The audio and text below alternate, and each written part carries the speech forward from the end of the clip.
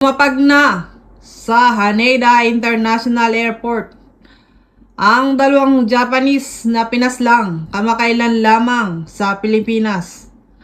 Ang dalawang Japanese nga ay kinilalang si Nakayama Akinobu at si Satori Hideaki. Sila nga ay pinaslang ng dalawa nating kapwa Pilipino dahil umano sa pera. May nag-utos umano sa dalawa na paslangin ang dalawang Japanese. Pero hindi pa malinaw sa ngayon kung totoo ba ang pag-uutos o sila ay biktima lamang ng mga pang-hold up o pera lang ang habol sa dalawang Japanese. Nakakaawa ang dalawang Japanese na ito, mga bata pa sila, isang 41 at 53 years old lamang. Ang kanilang bangkay ay hindi crinimate sa Manila, kundi ito ay nakabox pa rin.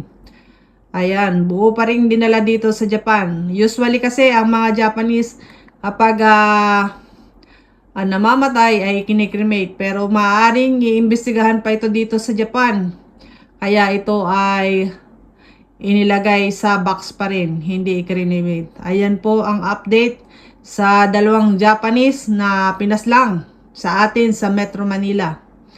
Sa mga hindi nakapanood ng video, may mga videos po ako dyan sa baba tungkol sa news na yan.